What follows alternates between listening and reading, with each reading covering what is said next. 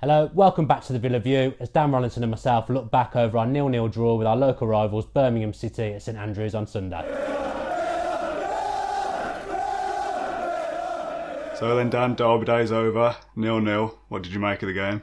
It's a bit of a difficult one really, because on one hand I feel like we got away with it because obviously they had a very good start to the second half, and the first half we didn't really show up except for the first 10 minutes, but then we had three really good chances or good shots that I can think of. So in the end, I think a draw was a fair result. But obviously, with them being where they are, it can't get away from me that I feel like it's a bit of a missed opportunity to get 3 points, especially when the results really went for us this weekend as well. It would have been a good chance to close the gap on Wolves, who obviously are going to be one of the teams that are up there towards the top two at the end of the season. Well, that's what I was going to mention. That obviously results went our way with. I think it was Leeds, Fulham, both lost, was it? Yeah, Leeds, Fulham, lost.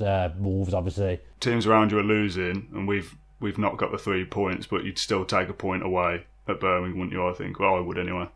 If I'd been offered it before the game, I probably wouldn't have taken it, just because obviously they are where they are, and we've been doing well in the main, except for the Wolves game. And I did think that we'd have too much for them on the day. But I give them credit, actually, their players. That they played well, and to be honest, they should have gone ahead early in the second half. If they'd have had a more clinical striker, maybe if Vassell had stayed on the pitch, they might have done some damage. I mean, Jota's lost his head, went through on goal. He's nearly cleared the roof, and that wasn't the Jota that we saw when we played Brentford last season. So obviously I think fitness and match sharpness for him is an issue. I think there were some really, really pleasing aspects in the performance. I think Glenn Whelan was very good. I know he's someone who's been getting a lot of stick, but he always finds himself in the right place defensively, and he does keep things, for want of a better phrase, ticking over. He put himself about, and I think he was a key component in us keeping the clean sheet. I wish he'd take those slippers off that he's wearing, because he does seem to spend a lot of the time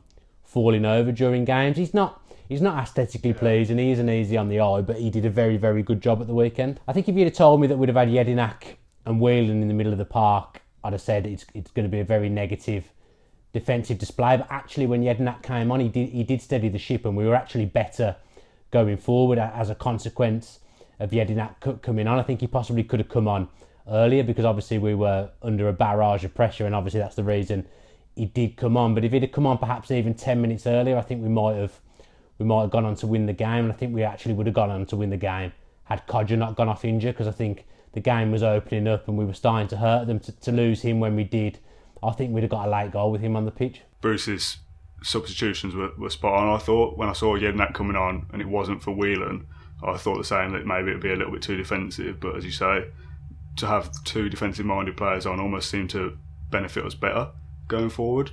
In the main, the substitutions actually did make us better, and people say that Steve Bruce quite often doesn't have a plan B, but in this case I think his plan B made us better. It's just a shame it maybe didn't come earlier. One moment that put my heart in my mouth was Sam Johnson's clearance that hit off Vassell. Oh, yeah.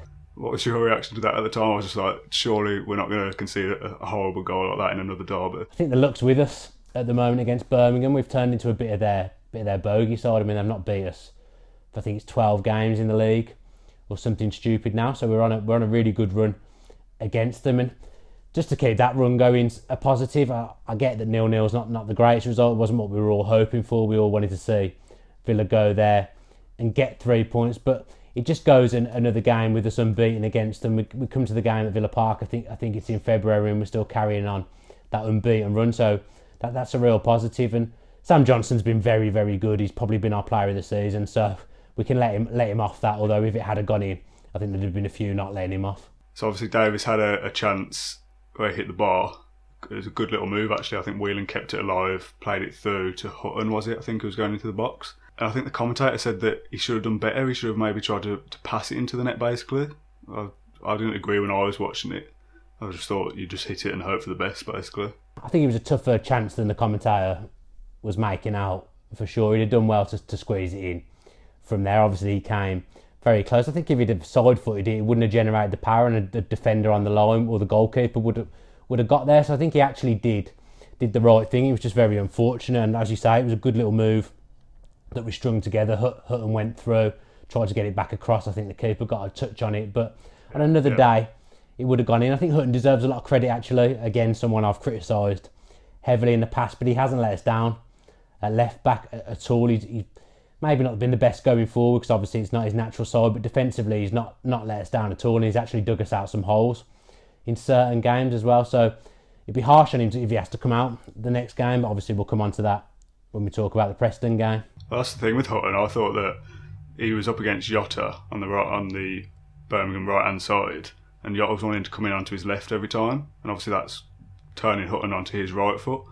So in the end, they sort of cancelled each other out. So when you think that Hotter's probably going to be one of Birmingham's, sort of strongest players, Hutton did well because he was always on his right side, even though he was on the left. Yeah, as I say, I think it's probably helped us that he's not properly up to speed, not properly match fit. But as you say, that they kind of cancelled each other out a little bit. Obviously, he's gone through in the second half and should have scored, but that wasn't down Hutton's side.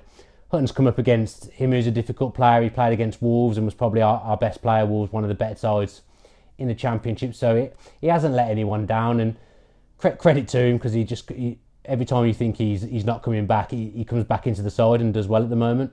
So we put a tweet out earlier today on the Villa View asking Villa fans what they thought of the game. Dan, I'm going to read a couple of them out to you now, see what you think. Okay. Frank Marbella Lyon says, a top 6 result, not a top 2 result.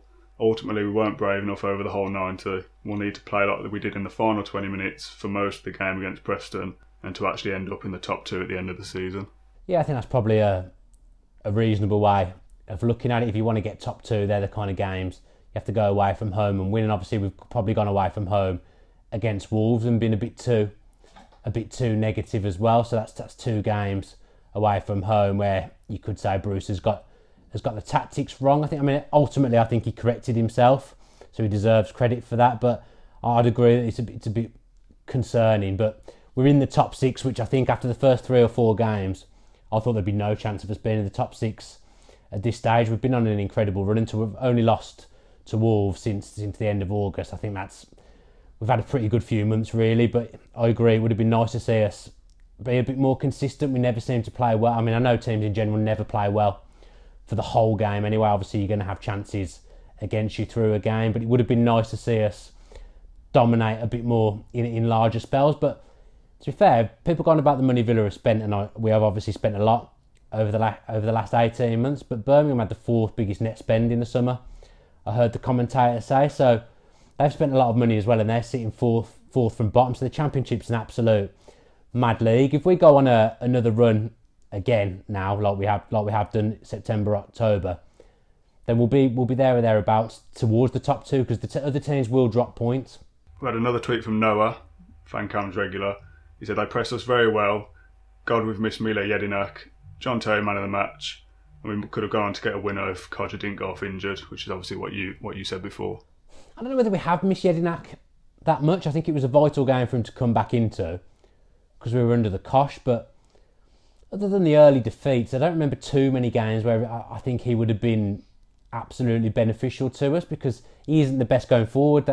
That's not his game. And obviously when you're winning games or not losing games as we have done since the end of August, I actually think we've missed him that much. He's a very good organiser, and him coupled with Terry and Chester in the middle as well, that can only be good for the core of the side. But I think him and Whelan will rotate. I don't think you'll see Jedinak play every week. I think games like that, if Jedinak had been fit, he would have started. I think you'll see Jedinak.